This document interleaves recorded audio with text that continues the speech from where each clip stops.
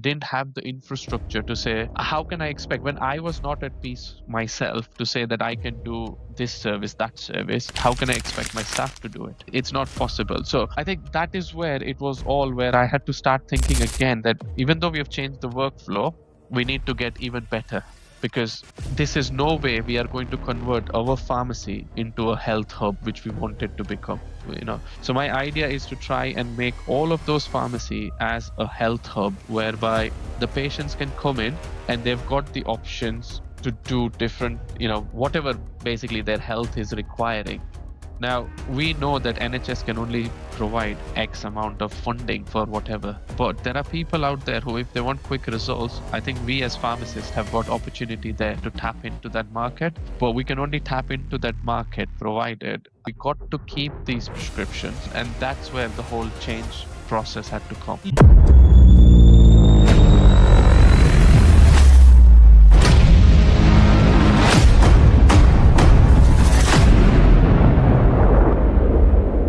Welcome back to Behind the Counter Pharmacy and Beyond, the podcast where real stories meet real business lessons. I'm your host, Solomon Abode, and thank you for being here today. If you've been following this podcast, you'll know that we've just concluded the Pharmacy Ownership Series. Is pharmacy still a good business? And in that series, what I tried to do was to open up about the journey of starting, building, struggling with, and growing a pharmacy business. We talked about the leap into ownership. We talked about business plans, funding, the realities nobody tells you, customer trust, scaling up, delegation, private services, and the numbers game behind running a pharmacy.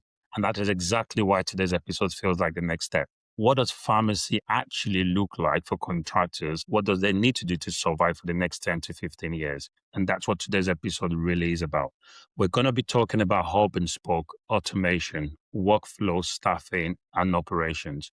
Today's guest is a pharmacy contractor who has been forced to wrestle the reality of running multiple pharmacies, the wage increases and increased overheads, amongst other things. He's reached a point where traditional model of running multiple branches was starting to hit its limits operationally, mentally, and financially. So if you're an aspiring owner, a contractor, a superintendent, a leader in your field, or just wanting to know what it's like when you expand, just stay with us, because this is the one conversation that might change the way you think. So first of all, welcome to the podcast, Jit. It's really, really great to have you here. Thank you for having me, Solomon. It's a pleasure. Oh, that's great. Thank you. Before we sort of jump into it, can you just let the listeners know what your background is? What have you done? And sort of what's led you to this point of you've been a pharmacy contractor, and how long have you been a pharmacy contractor for? Thanks, Solomon. Yes. So I qualified as a pharmacist back in 2013. Since then, I have worked as a pharmacist manager for independents, multiples. I've worked in hospital settings of outpatient department. I've trained up as a prescriber. I've also trained up as an advanced care practitioner. However, I didn't complete the journey of it, but I did it for 2 years, and it came to a point where I was already halfway as a contractor, so things were getting difficult to manage everything. So I had to give up on that one. But that's how the journey of pharmacy has been. And since 2013 to 2026, 13 years of my career, I've worked in all the settings, and I realized that my heart somehow was in community pharmacy. I just felt that there wasn't money. The money wasn't the drive over there, but I think at the end of the day, I had to go to bed and wake up in the morning and then have that passion to say, right, okay, look forward to the day rather than saying hate what you're doing on a day-to-day basis. You can only do that for X number of months, for example. So we always wanted to have a pharmacy. My dream was always to be a contractor. A number of branches was never a relevance. I always wanted to create a brand, in the sense, when people come to you or people see you, they should be able to say, not that this is Jeet, but I wanted them to say, this person is the owner of that pharmacy, for example, because at the end of the day, I wanted that kind of reputation out there. Again, like I said, becoming a contractor was hard during those days when I wanted to be one. It's probably a bit easier now, because not many people who have already got it once anymore, isn't it? I've been in that stage as well. So I think I was trying to get and become a contractor, and it took me about 5 years before I could actually get a successfully my first step onto the ladder. And I thought, you know what, okay, we've got somewhere, and we started. So 2021 is when I got my first venture. And I think, it was a very kind man who probably, it was an independent pharmacy.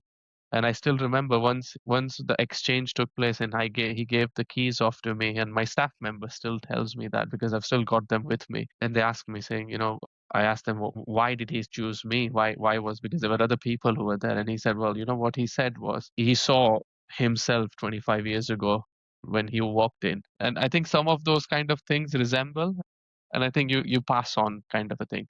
So I was very lucky to then get that first in 2021, and since then we've grown. Well, I've tried to grow. Let's say it that way. I wouldn't say we have grown. We've tried to grow, but then it came to a point where I had to think before we grew to say, is this the way how we want to grow and operate? And I think back in 2023, 24, that's when I had to take a pause before we do anything further and start thinking outside the box.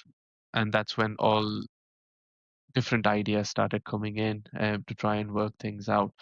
And that's where it was. Yes. Thank you for that, Jid. And I think that sets the background really perfectly. How many branches have you got? We've currently got four, and then we are looking to get another one. So it's early days, but we are hoping that it will go through fine, and that will probably put us together. But we'll see how it goes. Okay. So, and I think again, your journey seems very similar to a lot of pharmacy contractors I've interviewed.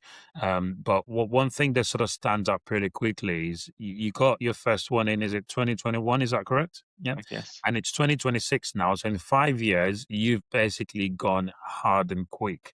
Now, you mentioned earlier on that having multiple branches was never really on the radar. You would have just been happy with the one. For someone listening to this, did you have, I suppose, I know you said that it wasn't in the on the radar, but at what point did you decide, okay, I'm going to get one and then get a second one and a third one? And presumably at some point you then decided we can get more. So what changed that decision? Yeah, so I think to all the listeners who are doing it, I think I would mention this again. A lot of people will always look at number of items as a key factor to the pharmacy. I think we need to think outside it. Number of items is only number of people walking through that pharmacy. It is not the number of pounds you make. Let's keep it that way.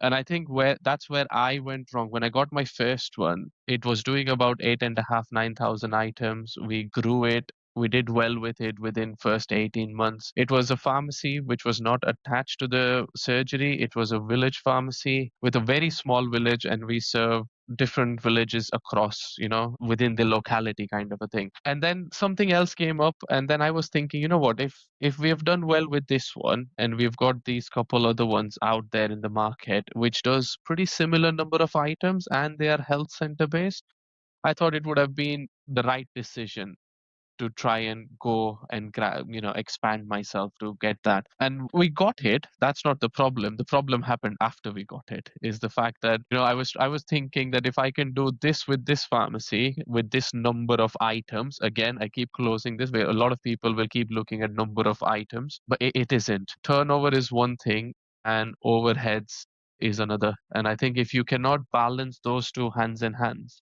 you're not going to make money. And I think it's very important for all the listeners or any people who are trying to achieve something. You got to balance both of those out. And I think that's when the reality hit in 2023 after getting another two. Now we suddenly, from doing 9,000 items, we are doing about 30,000, 35,000 items. Is that in the Um, same branch? no, so that's across the three branches together. Across three branches, right? Okay. So suddenly we are doing 30,000 items. And, everybody would say, whoa, Jeet, you've got 30,000 items. That's brilliant. But that wasn't the real fact. That isn't the reality. That was just the turnover. The problem started to happen because the margin started to squeeze in. The national minimum wages went up, about 35%, if I remember it correctly, between that time to now. And I still remember when I bought that pharmacy, the person with the highest wage was about £10 an hour. And now apprentice is £10 an hour as of today. Massive overheads and game changing events which takes place. And I think you got to then start adapting to things, and how quickly can you adapt? You would burn yourself out, there's only so much you can do. And I think that's at that point the reality hit me to say, right, okay, we're not going to survive like this. We'll have to think outside the box. We'll have to run the business differently. And how are we going to do that? For me to stay in the profession for next 15 years, I would have to do things differently. I can't do it the same what I did 5 years ago as well. I have to do it differently. Yeah. So, and that's interesting there. So the different thing that you did, which we're going to come on to in a minute, is you decided hub and spoke, right? Yeah. Now that's really interesting in so many ways. One, that you've only got 3, 4 branches at the time when you made a decision to do hub and spoke. We're going to get into what is hub and spoke and sort of the nitty-gritties of it for anybody sort of considering thinking about it. The second thing that's interesting to me is you tend not to get the hub and spoke model amongst independent pharmacy contractors, and certainly not with 3, 4 branches. So there is something sort of very, future thinking there, and speaks that about you, maybe even the ability to take risk.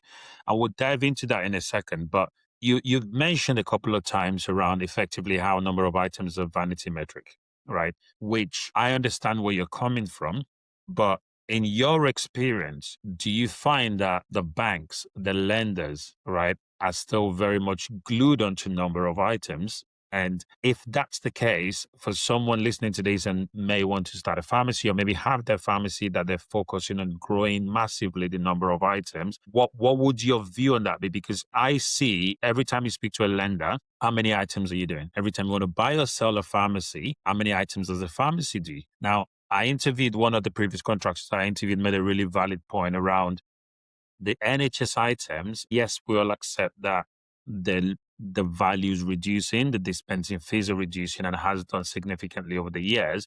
But that's your route into getting people in to deliver services, private services, which I know we spoke about. I will sort of touch on in a second.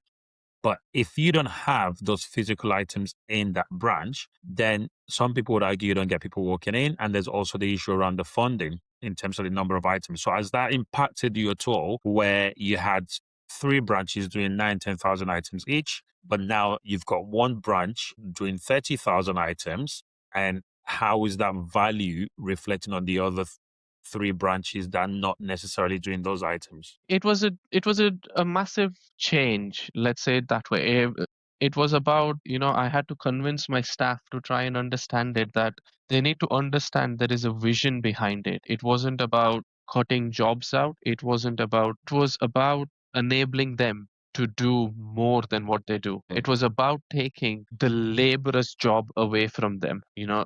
That is how I would say anybody who is doing it, it's about increasing their efficiency. And that's where things have been. Like now if we go to a pharmacy between 9 and 3, for example, it's nice calm environment where my staff members can concentrate and provide that clinical care which they want to give to that patient. I still remember, I wanted to do it, 21, 22. Don't get me wrong.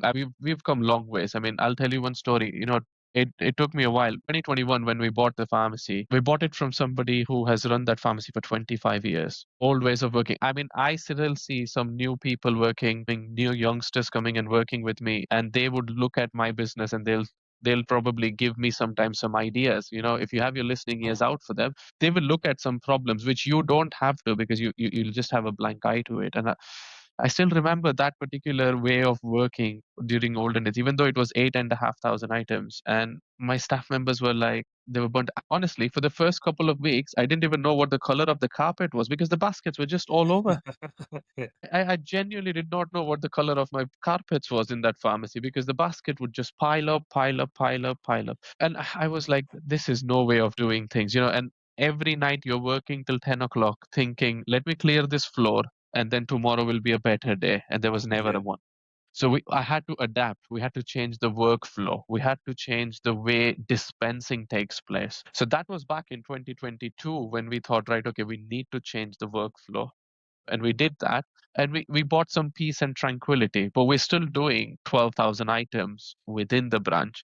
Yeah. And it's still the situation where the staff members are constantly thinking, oh, I've got 500 items to dispense, because it's downloaded. I have to dispense, because if I don't dispense, patients won't come tomorrow. They'll complain, they'll moan, things like that. So it was all about dispensing. It was all still about dispensing. And then I was still thinking, right, okay, we're still not ready. We didn't have the infrastructure to say, how can I expect when I was not at peace myself to say that I can do this service, that service? How can I expect my staff to do it? It's not possible. So I think that is where it was all where I had to start thinking again that even though we have changed the workflow, we need to get even better, because this is no way we are going to convert our pharmacy into a health hub, which we wanted to become.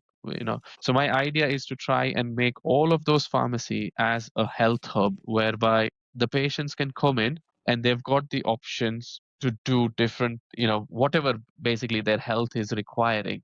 Now, we know that NHS can only provide X amount of funding for whatever, but there are people out there who, if they want quick results, I think we as pharmacists have got opportunity there to tap into that market. But we can only tap into that market provided, I mean, like, I can't expect, Solomon, I won't do your prescription, but I'll do your blood test. You're not going to come for it, is it? So, and this is where I had to start thinking to say, like, we got to keep these prescriptions and then do the rest of it, maximize it from that particular thing. And that's where the whole change process had to come. Yeah. And I think you mentioned there about the staff and how you had to speak to them and convince them that effectively not losing their jobs. And I remember having to do something similar, which I spoke to you before we started recording. In one of our branches, we've got a dispensing robot. And at the time of installing the robot, the staff were naturally concerned. And they'll ask questions, does this mean we won't have a job? And at the time, what I said to them was very simple. It's a dispensing robot. It's going to need somebody to tell it what to do. It's going to need somebody to operate it. That's not quite at the scale of what you've done. At that scale, surely, am I right in assuming that you did lose some staff? Did some people lose a job, or have you still got the same amount of staff that you had across all those branches? So from my perspective, how it worked, Solomon, was that we created this hub. Unfortunately, I couldn't create the hub within the branch. So it wasn't like that. So we always had opportunities where we had given the staff the option to say we would still want, rather than me recruiting staff Mhm. members at the hub level, we had the option. But we were at that situation where the staff would probably not be able to travel and things like that. So it wasn't something to say that we had to push them out of the door. It was just about saying, look, we've got a job. Like you said, when the robot came in, we still need to make the robot work. The job was there, but how it worked was the idea was if you've got 6 staff member, we need 4 people with the robot, but the other 2 can then do the additional services. So Okay. the dilemma and the idea was that, and but the only disadvantage I had was that I couldn't put that robot in one branch so that all the staff. But even if I did put it in one branch, we've got a scatter of branches which is about 30 miles apart from each other. It wasn't going to be a logistic thing. So we had to have some difficult conversations, Mhm. let's say it that way, but we never had to put it in that way where we had to push anybody out of the door. It was Yeah. about trying to say, look, there is a job, but that job is to run the robot, and Within the the road. robot is placed over here at the minute. But the idea was to free up that 2 members of staff who can then provide the services alongside with the pharmacist.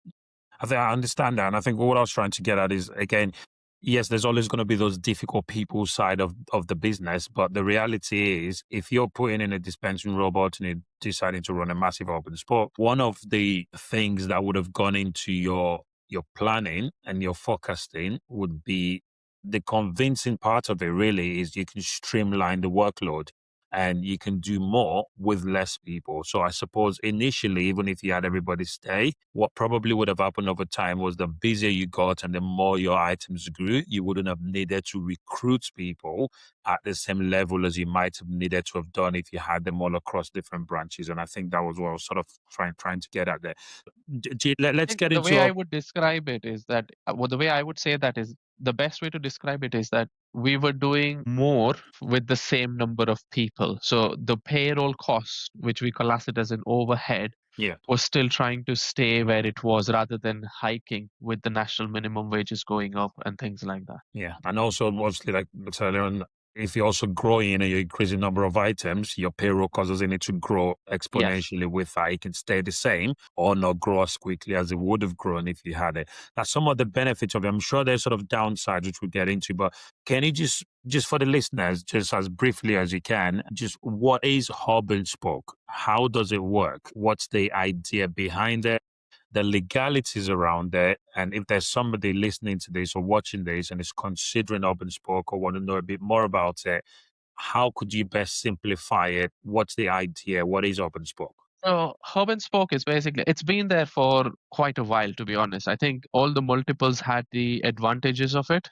They were using it. I remember when I used to work for one of the multiples, we used to have that particular luxury to say, look, we're going to offload our dispensing to try and enter. So this is, I'm talking about, going back 10 years, it's not something new. It used to happen. I think the benefit we have as an independent now is that we can come together unanimously. The government has allowed us to do that since October last year, to say Solomon and Jeet, even though you're not the same business, can set up a hub together, just because it's not worthwhile putting, one robot. It again depends, right? You've put one robot in, and it depends whether have you reaped any benefit of it. And my idea was to try and say this is an opportunity where, as an independent, you can now have multiple organizations come together and say, right, okay, we're going to set up a hub and spoke to increase our efficiency of dispensing. So a hub is where all your dispensing takes place. Spoke is basically all the branches from where the prescriptions are sent to the hub for dispensing. In the best possible way, I can describe hub as one of the very posh where a wholesaler who actually sends the drugs out with labels on it rather than sending you the tote boxes with just the drugs in it. It's coming to you for that particular patient, labeled, packaged, so that you don't have to worry anything about dispensing. All you have to focus on is, if that Mr. Smith comes in for a prescription, what are the services I can provide to him apart from that prescription? What if Mr. Smith comes in and the medication's in the hub? So we have IT side of technology. Again, it depends from software to software. Every PMR is different. Our PMR gives us full flexibility to return the prescription back to the spoke, provided it's not been labeled. So if we have already labeled it, then there isn't anything we can do at that point of time. We have had these consultations, and at that particular point of time, the only thing what we can do is the pharmacy at the spoke level will probably have to do like an emergency supply with a script to reconcile kind of a situation. So when the bags come back, you just have to make sure that you undo it. And then you have to create your own risk assessments and SOPs around it. But I'm sure with technology evolving, there will be advancements in it where I'm assuming that there will be possibilities where you can undo the prescription at the hub level.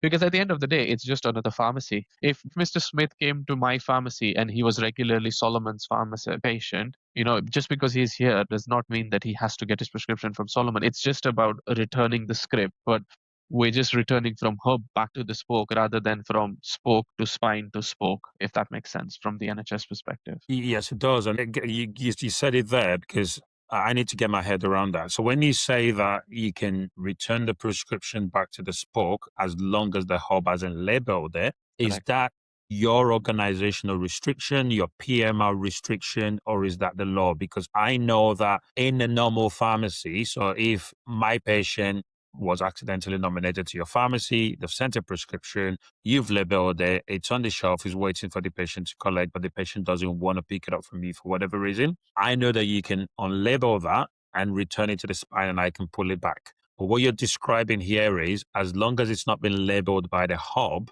and if it has been labeled by the hub, the spoke can't have it back. Is that your PMR restriction, your organizational policies, or is that the law around hub and spoke? Don't think it's a law around hub and spoke. I think it's more of an IT restriction from my PMR system at the minute, I believe. Right. Okay. Again, like I said, I don't know how the other PMR systems work and how those kind of things work. But I personally believe currently it is purely to avoid double dispensing from one prescription. So the idea is to say, how are we going to make sure that, because then there is a technical glitch where you have labeled something. For example, if Mr. Smith's prescription was labeled at the hub. Mr. Smith came to your pharmacy and you rang us to say return the script. We could return the script. You could dispense it to him. But if there was a problem where we actually physically did not undo the bag at the hub level, that bag could still come to you and Mr. Smith could have that second bag again, if that makes sense.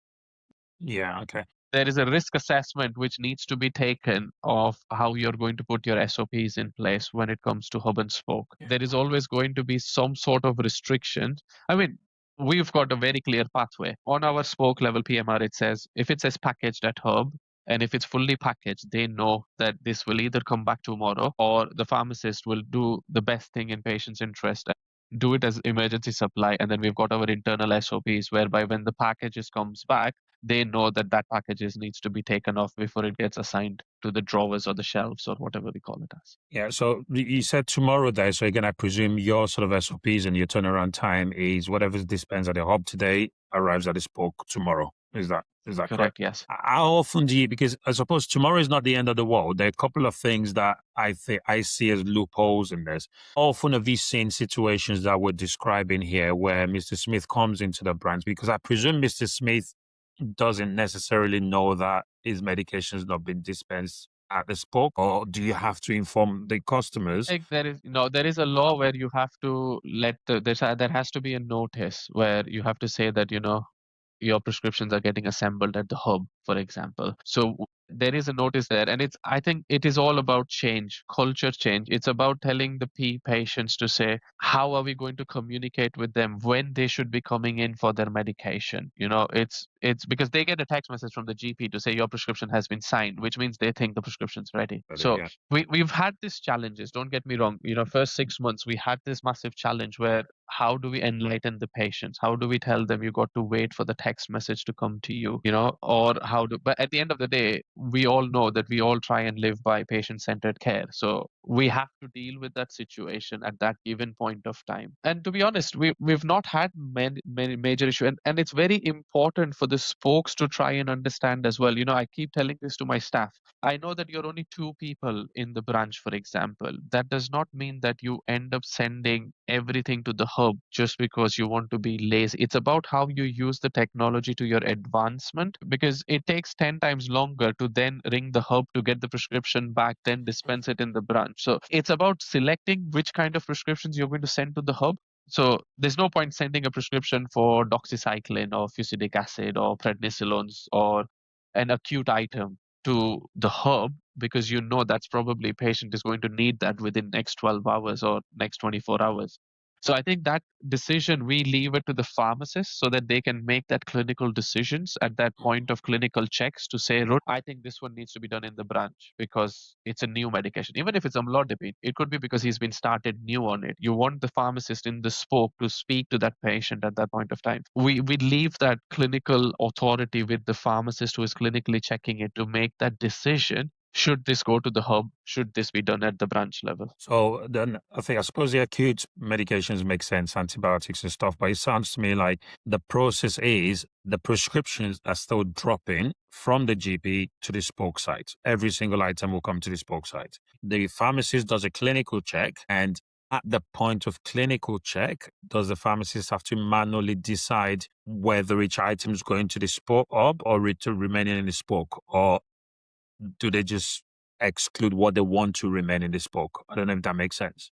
So everything they check, so you might get 600 items drop, Yeah. right? Yeah. And the pharmacist is doing a clinical check continuously. So is it default to send everything to the hub, or is it default to leave everything in the spoke, or do you have to decide at each level? Because, and I'm only asking that because if someone's listening to this and is thinking about hub and spoke, I think it's important that they understand the nitty-gritty of it. I think again it depends on the PMR provider. Every Yeah. PMR is designed in the way of how it is set.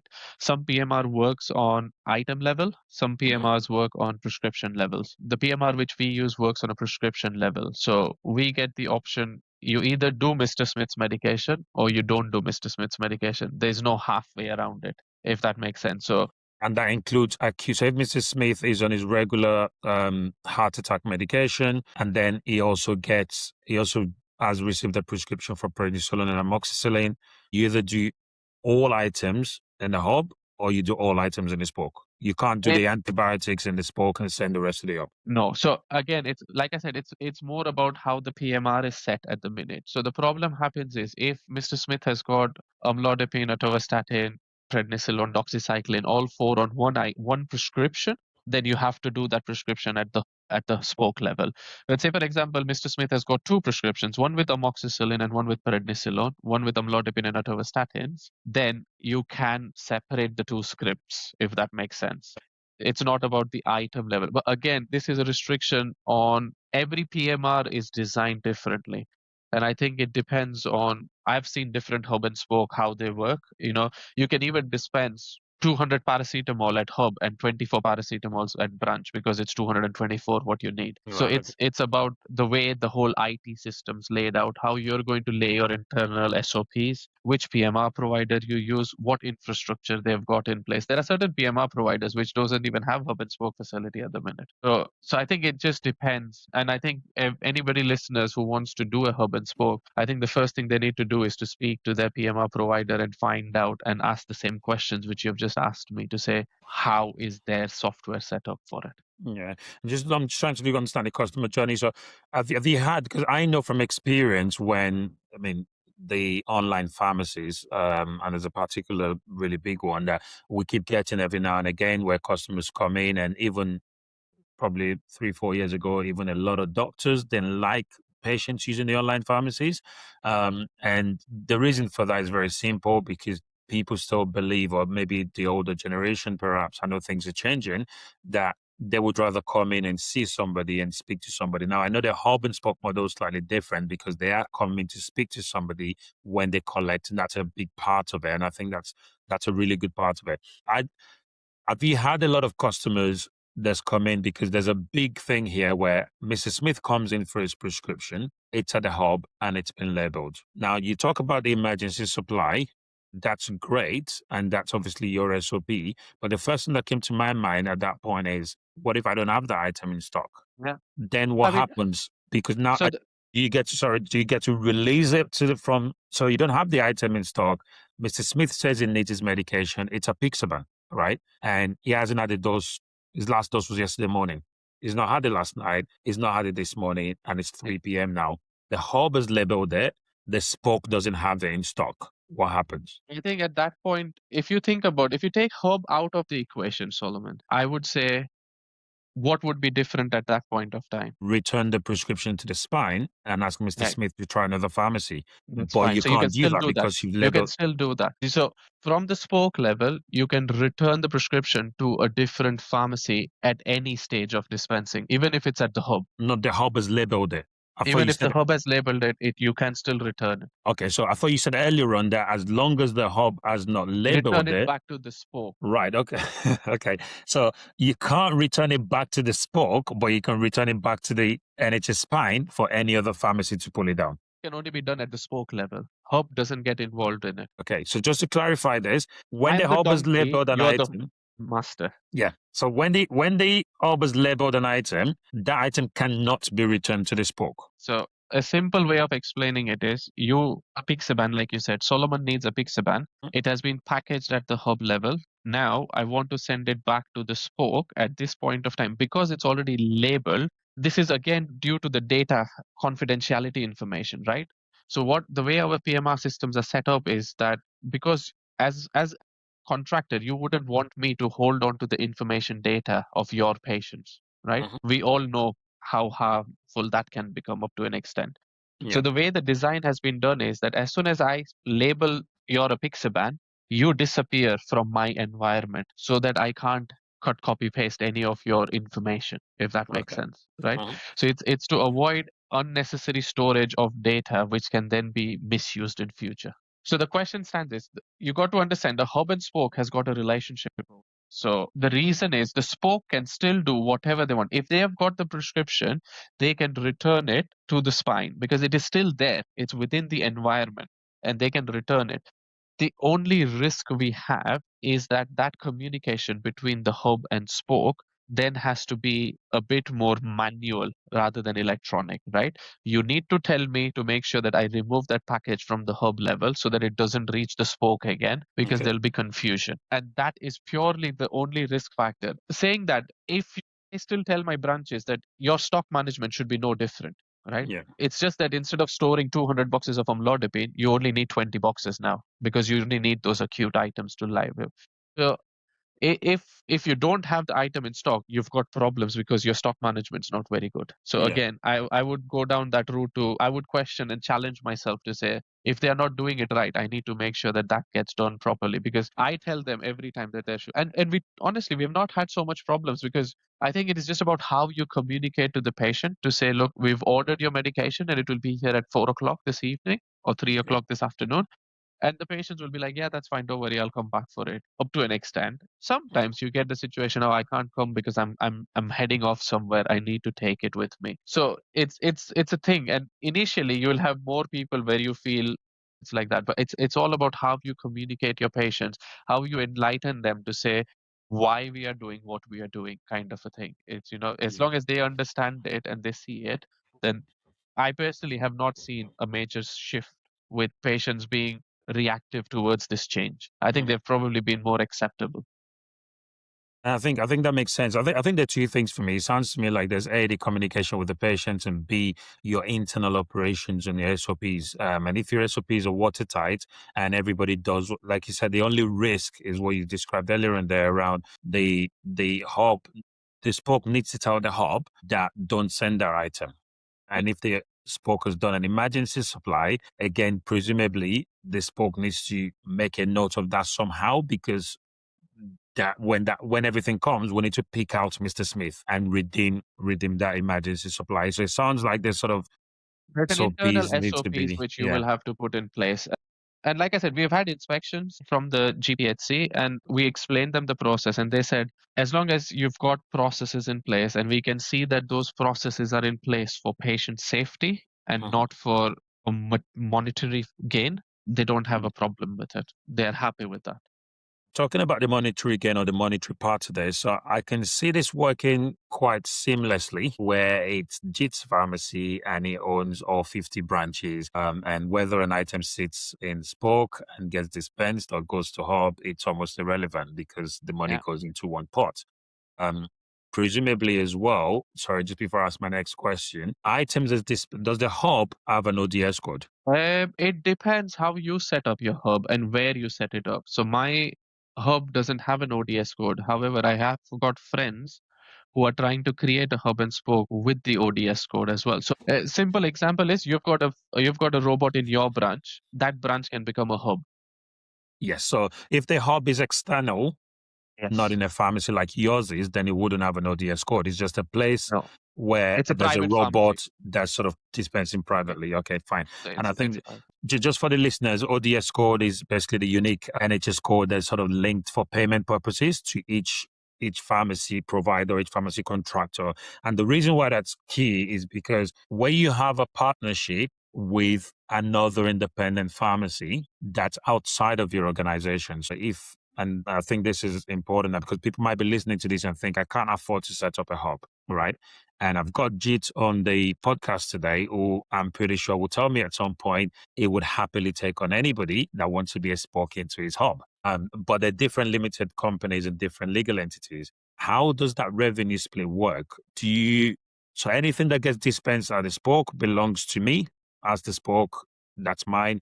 And anything I send to the hub, what happens then? As an example, I'm sure different agreements and arrangement will be between different Yeah. No, so organizations. it's very simple. I think the way it works is you get paid from the NHS, Mhm. right? Now you got to remember if you do 10,000 items, you're going to buy from four different wholesalers or five different wholesalers to fulfill that prescription, right? So you are still going to do the buying. What you are now doing is you're sending your prescription to your hub. Your hub becomes your wholesaler, Okay. right? So you still get paid for all 10,000 items from your NHS. Your FP34s do not change. What Sounds changes? like a good place already. We can stop there and I can just keep the money because I'm not paying any wholesalers. Yeah, so that's where the risk comes from the hub site when it Yeah. is a thing, and that's where the legal complexities and things like that happen. It's like the wholesalers are trusting you, isn't it? They're giving you the drugs worth X amount of pounds per month every month with the Mm. hope that you'll pay them next month, kind of a thing. And I think the idea is very similar.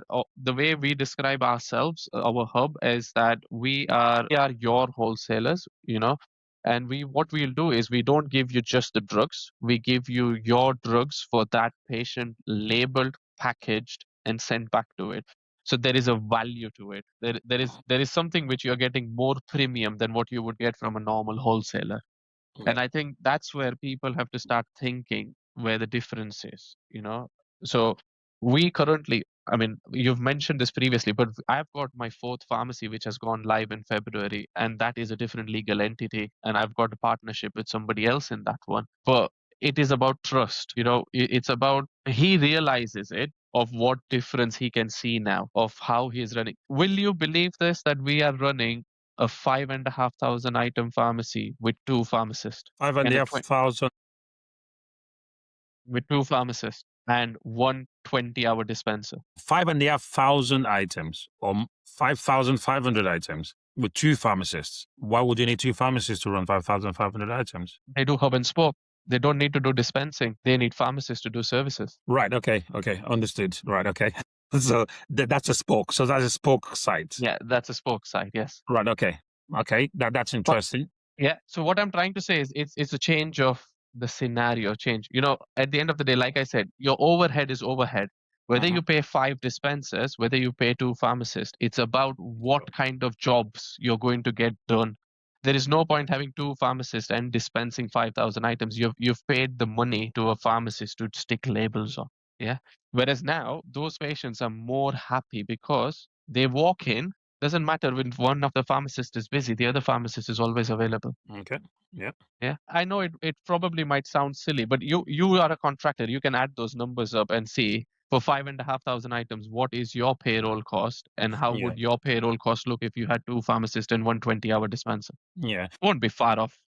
Yeah, I think obviously you've crunched the numbers. I think what I'm sort of more interested in and what I want to get out of this is you've set up a hub, and I know, like I said from previous conversations, you would open the opportunity to have more spokes onto this hub. So if you can sort of if someone's listening to this and wants to know about hub and spoke and wants Yeah. to contact JIT and get JIT's hub on board, can you sell it to them in within the next couple of minutes? Why should I consider hub Mhm. and spoke? Why should I consider being a spoke? What's in it for me? You sort of talked about it briefly. What's the revenue split? So you said earlier on, and I think you sort of deviated a little bit. So NHS still pays me for my 10,000 items in my pharmacy, right? But 8,000 of those 10,000 items have now been dispensed to JIT's up, which means I'm buying 2,000 items worth of drugs. Okay, so we'll keep the math simple. A pound for every item I buy, a Yeah. pound for every item I get. Okay, so Yeah. 10,000 items, I'm getting 10,000 pounds. My outgoing is 2,000 pounds plus 1,000 pounds in staff wages or 2,000 pounds in staff wages, and I haven't bought drugs worth 6,000 pounds. Does JIT's hub take that 6,000 pounds off me? And I do understand before you answer that, in addition to that, it's now up to me to find an additional maybe 4 or 5,000 pounds in services, private and NHS services that I can now do because JIT is taking 8,000 items off me. So I understand the value up to that point, but where's the monetary split and how does that work? So I think the monetary split, how it would work is that you won't see that the difference will be is about space, capacity, storage, volume,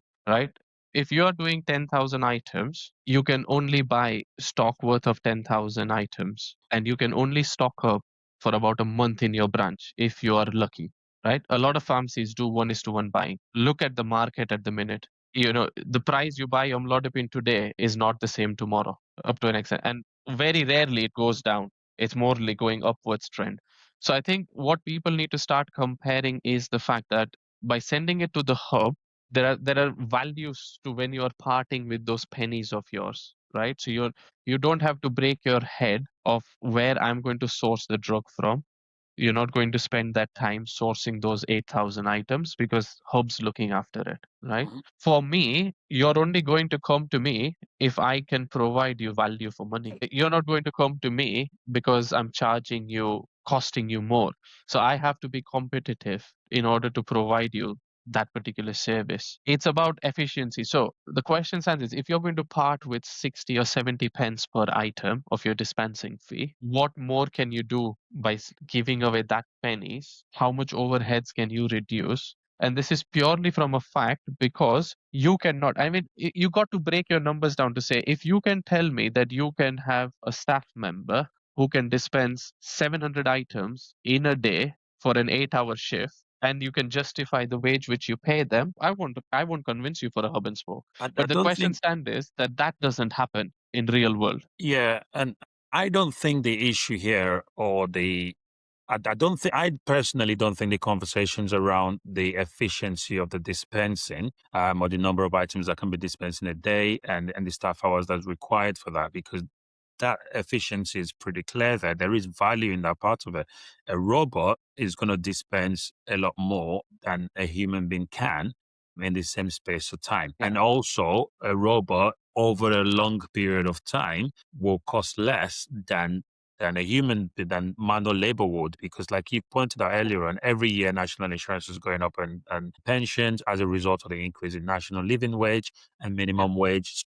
Over the next 5 years, the cost of your robots is staying as it is. You've agreed to do, you've bought the cash, whatever you've done, you know how much you're paying out every month. But your staff wages are going to go up, even if you don't employ anybody else by default every month. So I think when you look at that side of it, I think the value is there. What I'm trying to drill into is this other part of it. And that's why I said almost like sell it to someone listening, or maybe even myself, because the other part of it for me is you're freeing up time. I can see that. You're freeing up space. I can see that. I'm not buying as much. I can see that. Obviously, there is a part of that money that I'm now not buying, that I'm now not spending on the wholesalers, that I need to then share with you as a hub. And that's the bit. And the question here is, if I don't do anything else, two questions. One, if I don't do anything else and for whatever reason I decide, you know what, I can't be bothered doing any private services or any services at all, but I also don't want the hassle of a hub and spoke. Does hub and spoke work for me, or do I get in trouble financially because I'm not giving away a big chunk of my revenue to the hub? Secondly, if I do decide to do private services, it feels like a big risk because we run a lot of private services and maybe with pharmacy, as I'm sure you know. And I'm listening to you there and I'm thinking, I know what we've had to do and how much we've had to invest in time and money, um, to get us to the point that we're at now, where it would feel like our private services is just free flowing. You know, we sit there and people book appointments online and we just have services walking through the door.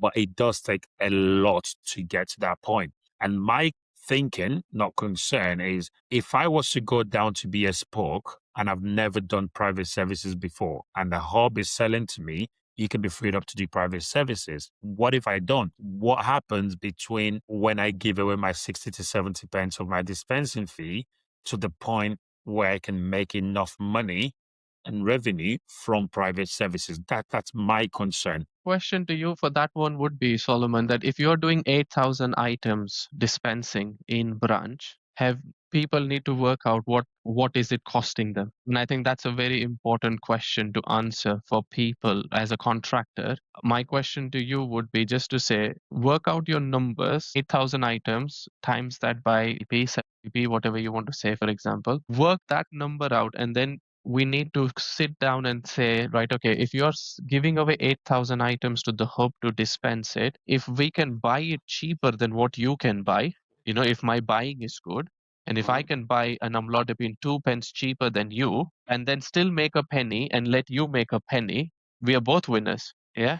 And that 8,000 items, which you need staffing levels to dispense, which you will need, because you're not going to be able to do it, whether you do the services or you don't do the services is irrelevant.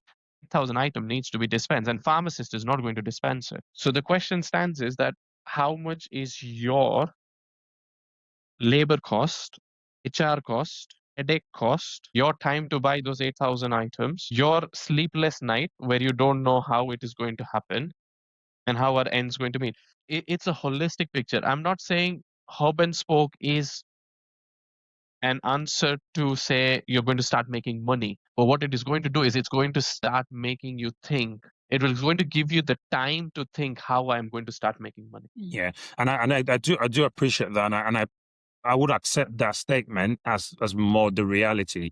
And I think what I'm trying to highlight, because as you know, we do a lot of consulting as well. And I think if I had somebody, one of my clients, who's coming to me and says, Solomon, I need your opinion or advice on urban spoke, I think that statement you've made there is that's the real statement. That's the real question, because there is a gap. And that's what I'm trying to, in my opinion, from what I can see, unless you can tell me otherwise, but there appears to be a gap. I'm not saying don't do the hub and spoke. That's not what I'm saying, because like I Yeah, said, yeah, no, I there get it. is definitely value, Yeah, 100% value yeah, in hub and spoke.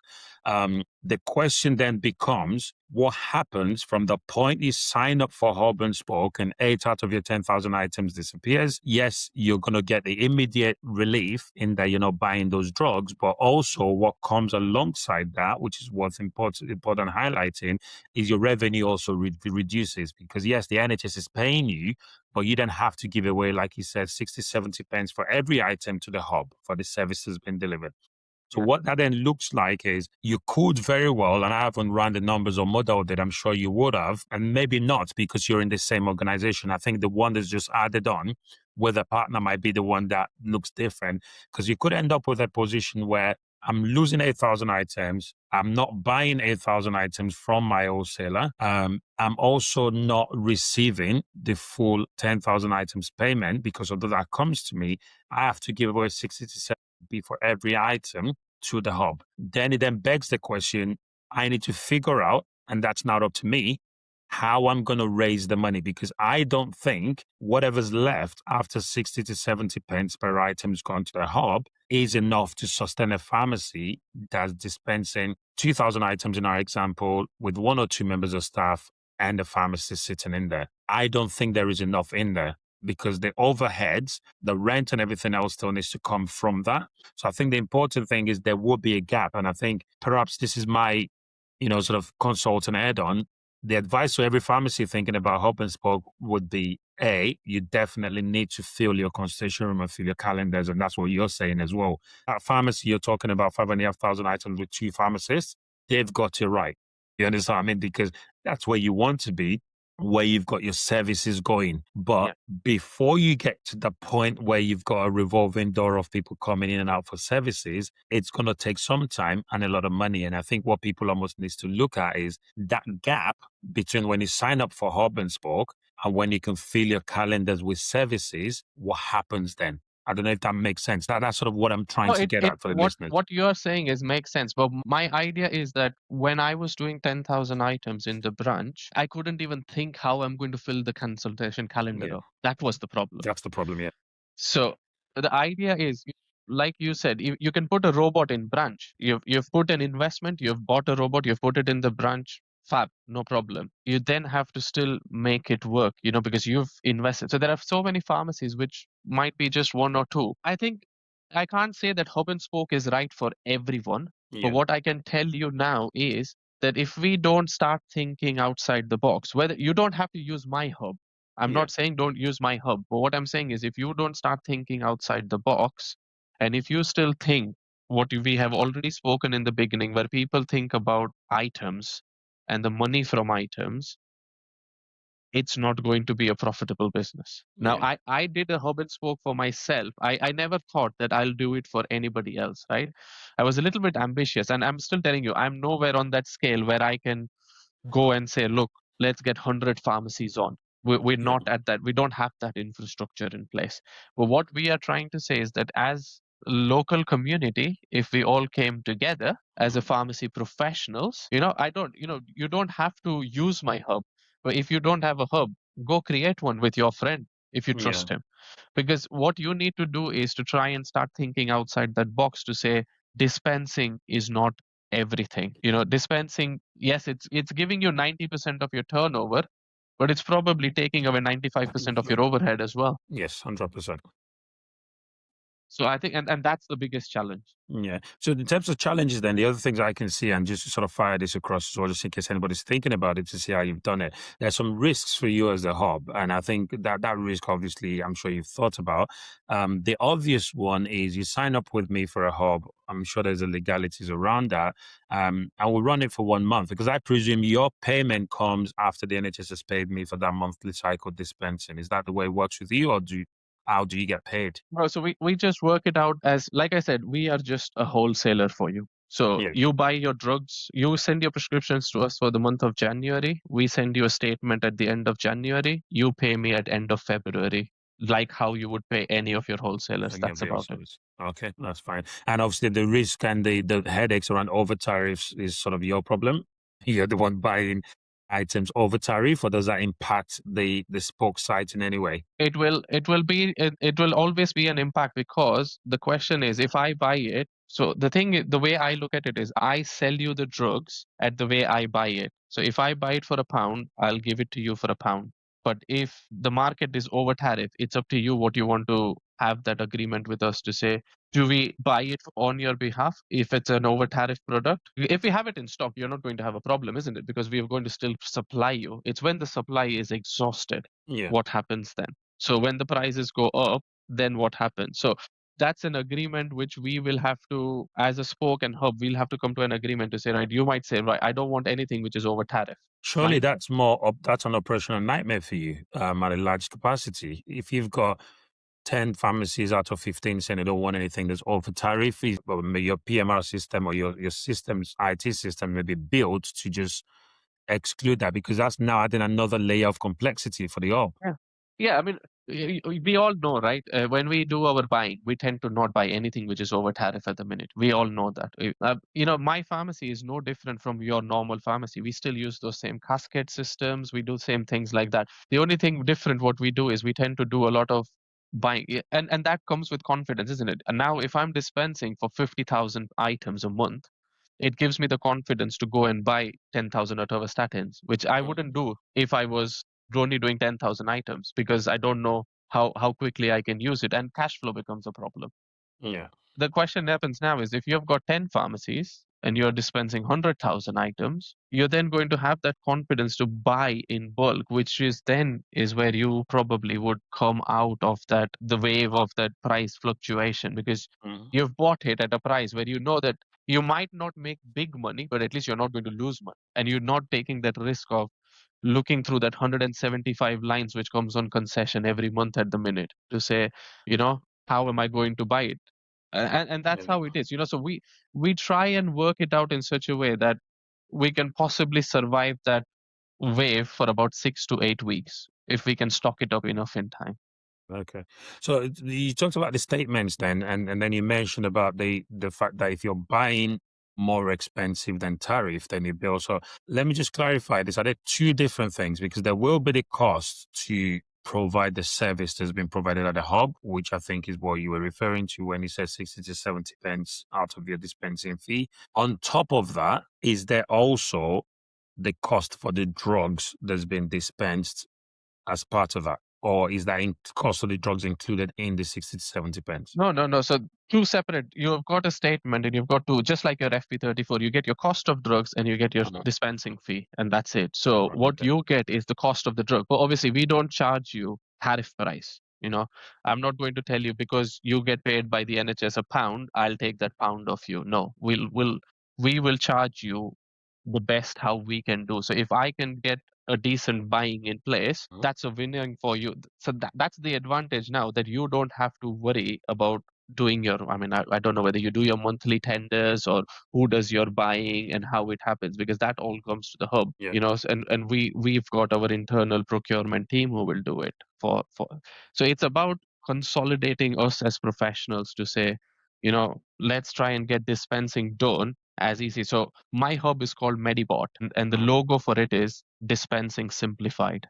That's what it is. Yeah. It's your dispensing which has been simplified for you. It sounds like that there's a lot of, it's very capital intensive.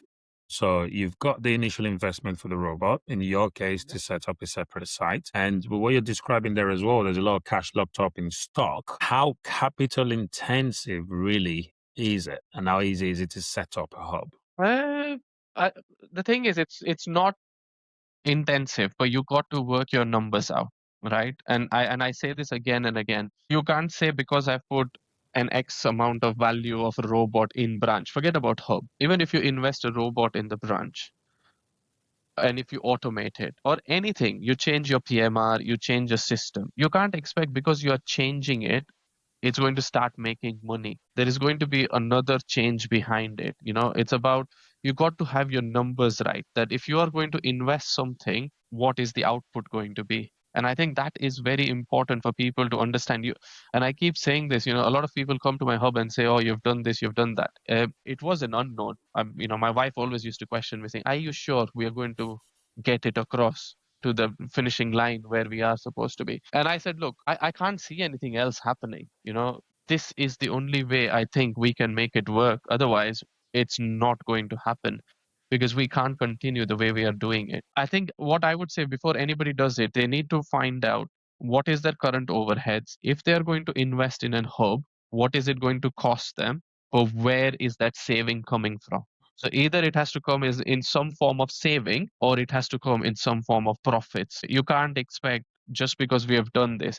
And a simple example is, like, for an example, if your payroll right now is 10 grand, for example, if you can automate it and stop it from going to 12 grand, you have made your money, because you've by automating it, you have avoided the labor cost to go up. So I think people have to work their own numbers out. It's a big game. You as a contractor, you look at your numbers in very different way than what I would probably look at mine. And I would say it's a luxury. The way I look at it is, if I could now have a pharmacy which I'm working in, and if it does 5,000 items, and if everybody calls in sick, for example, the hub is still there to fulfill your prescriptions. Yeah. And I think that, I mean, it is capital intensive. And I interviewed a pharmacy contractor in a previous episode as part of the pharmacy ownership series, a mutual friend of ours. And he made a point, which was that, in his opinion, it feels like there isn't much of a difference between pharmacies and a corner shop. Right. And his point with that is, as much technology as we want, and we're very, very technologically driven. And I said this to you yesterday when we were having a chat, and we're very similar in that respect. But I think he's very cautious with brakes on, because pharmacy is not really that business to go massively technological. As much as I would love to, and obviously you're very similar, does that concern you? Do you have any moment of doubt? Do you feel like maybe you've gone too deep? And do you really believe that pharmacy has what it takes to make that pay off in the long run? Whether that's by, you know, you having your pharmacies that would make sense and put them all in a hub, or do you really see a lot of pharmacy owners that are not part of your organization pay you to offer that service? Did you ever have days where you have concerns at all? I think the problem is that it's very early days, Solomon. I think a lot of people are very nervous, and I think you will need that one brave person to make that leap and say what benefit it has cost it, isn't it? And like I said to you, I've done a hub and spoke, and if I can make it operate, it works out well. Somebody else might try it, and it might not work out, because like I said, two pharmacies doing 10,000 will completely give you different rewards out. So the idea is always going to be about your business model, how you're going to achieve it, what numbers you are looking to, and how do they stack up against each other. So I think the idea is that that hub and spoke model will work. But what other things can you see over here? Like, if you compare that pharmacy and you say that, is it worthwhile doing an automation? If it didn't do automation, how do you see it going? Yeah, I think for me, it's like I said, Jid. I personally, for me, um, Mhm. I don't necessarily disagree with the open spoke model. I think it's a really good model. I think there's something that you said when we were speaking yesterday, which I've got No, down no. here. My question back is not about hub and spoke. I'm talking about, you said about technological advancements. And Oh, what you were saying about was, do you think that, or do I think, or not, are we investing more in technology than mhm. than we can actually afford, kind of a thing? And my question is, when I worked those numbers out, and I was thinking, right, okay, my branch was doing 8,000, now it's doing 15,000 items. I've got a member of staff with two legs, two hands, one head, and there is only so much that one person can do. Mhm. Now the problem is, it's all fine if the national minimum wage was still 10 pounds an hour. It's okay, we could survive it. The problem we are having is, the national minimum wage is going up, the funding is staying there, and that gap which we are getting in between is what is killing us as contractors at the minute. Yes, and I think to address that and answer your question, apologies, I misunderstood your question. I think I've got a branch that's got a robot in it. right? And I Yeah. give you a real life example to answer that question. At the point where we installed the dispensing robot, I had about probably four people working dispensary. The branch was doing about at the time it's 15, 16,000 items, but Yeah. majority of them were DOSA patients that were significantly on weekly scripts. Almost half of those 16,000 items were weekly scripts. What we've done over time, obviously, with a lot of GP surgeries and CCGs changing from weekly to monthly scripts, we're now in a position where we've got a similar number of DOSA patients, but in monthly script. The business has grown and we're now a solid sort of 12, 39,000 items. So it seems that the items have dropped, but in actual fact, it's actually gone up because we're now not doing 7,000 day scripts. We're doing 28 day scripts. Now, in that branch currently, I have three people working in that branch currently in the main core hours. It's a 100-hour pharmacy, so we have the people that come in the evening. But two of those people will typically work in a nomad department. And this is the really good example of what they say is the item level split about half and half. And one person with the pharmacist work downstairs in the dispensary with the robot. I've only been able to achieve that because I have a dispensing robot. If I don't have a dispensing robot, I would have struggled significantly. In fact, it would be near and impossible. Right. Right. I could work by myself in that branch with a Yeah. dispensing robot and dispense the Okay. same number of items. So I do agree with that part of it. I think for me, it's the other side of it. It's when it comes into the hub and spoke model. And my question is technology. I'm very technological driven. To answer to that question, Yeah. you have one branch like that. Imagine you have four branches like that, right? Would you put four robots in? No. And that's the other part of this. Would I put a robot in again in this branch I'm describing? Maybe not. Would I do a hub and spoke? Most definitely. So, That's so fine. I So think you've answered it. yes. And I think that I don't think it's about me, Jid. I'm very similar to you, right? Yeah. Yeah. And when I'm No, sort of I'm what just I'm trying. The reason I said that was for people to understand that technology is inevitable. We will have to adapt. Our PMR systems have 100%. adapted. Yeah. Looking at what PMR systems we used to use before, and even the same PMR systems have been challenged during Yeah. these months and years, and they're getting challenged to make sure things get better, things gets better. So technological advancements, you're not going to be able to shy away from it. You can't really get away from it. I think the question what you question is that even though we consider that we are just a corner shop, even Mm. like let's say how there were people where even corner shops are now having self-serve counters, you Mhm. know they, and uh, and how are we going to be different? So we will have to go down that route someday and accept it, saying change is inevitable and we will have to change with it. I think the guest point was more that I think everybody accepts technology is taking over. There's AI and everything else, but I think the real question with pharmacies, does the funding model support significant investments in technology? And that's a big, massive question mark. I said earlier on, would I do a hub and spoke? Yes, most definitely internally with my 6 branches. Would I do a hub and spoke where I take my 6 branches to another hub and part with 60 to 70 pence per item? Even with the level of private services that I do, which is a lot and sort of fills the gap in revenue, I'm not sure about that, but I may not be the ideal candidate for a hub and spoke anyway, in terms of outsourcing it, because I can do it myself. And I do think there's value in somebody with 2 branches, maybe 3 branches that doesn't want the hassle and hasn't got the setup of what I've got. There is value in them going with a hub and spoke with an external provider. So I think I'm trying to give a balanced view in Oh no, that like I said to you, it's going to be at what stage of I what professional journey are you are you? in. Yes, yes. And I You're not going to invest in an automation if you're planning to sell up in 5 years. It's yeah, pointless, right? exactly. Because by the time you have done it, yes, it might add the asset value and things like that. But would you take that risk? Hmm. Because would you get the return back? Because if Yeah. Solomon wants to come and buy my hub, he might say, I don't want your hub with that robot. I don't like it. I want a different robot. So Yeah. basically, I can't pay you that money.